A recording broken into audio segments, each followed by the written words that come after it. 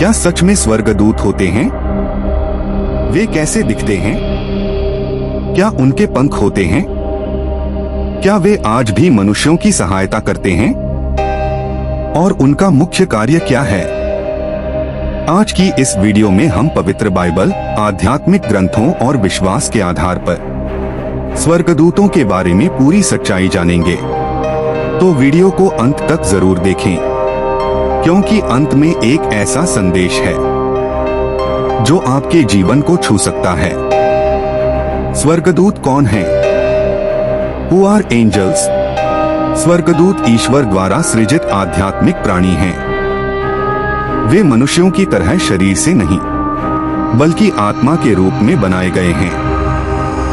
Bible के अनुसार स्वर्गदूत सेवा करने वाले आत्मिक प्राणी हैं, जो उद्धार पाने वालों की सहायता के लिए भेजे जाते हैं। स्वर्गदूत अमर होते हैं, पाप नहीं करते, ईश्वर की आज्ञा का पूर्ण पालन करते हैं। स्वर्ग और पृथ्वी के बीच ईश्वर के दूत होते हैं। वे न तो मनुष्य हैं और न ही भगवान, बल्कि ईश्वर के सेवक हैं।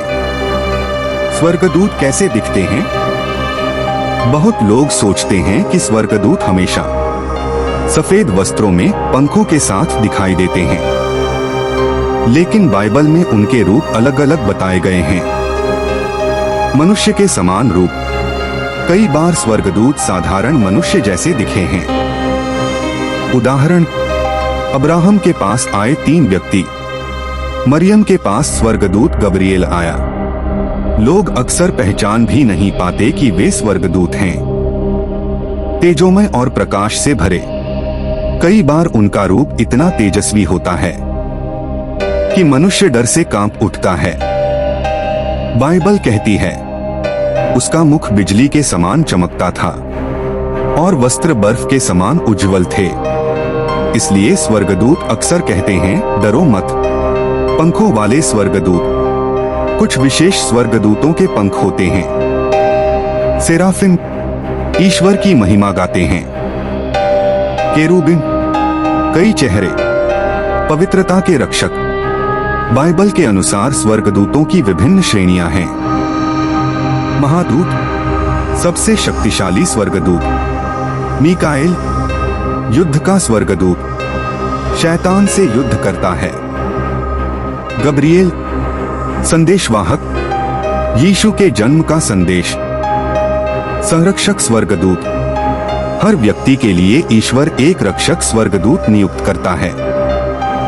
यीशु कहते हैं, इन छोटों के स्वर्गदूत सदा स्वर्ग में मेरे पिता का मुख देखते हैं। वे हमें दुर्घटनाओं से बचाते हैं, गलत मार्ग से चेतावनी देते हैं, संकट में सहायता करते हैं। पतित स्वर्गदूत, कुछ स्वर्गदूतों ने घमंड किया और ईश्वर की आज्ञा नहीं मानी। प्रमुख उदाहरण लूसीफर, शैतान। वे अंधकार में गिर गए, आज भी मनुष्यों को भटकाने का प्रयास करते हैं। स्वर्गदूतों का कार्य। अब सबसे महत्वपूर्ण प्रश्न, स्वर्गदूत क्या करते हैं? ईश्वर के संदेशवाहक।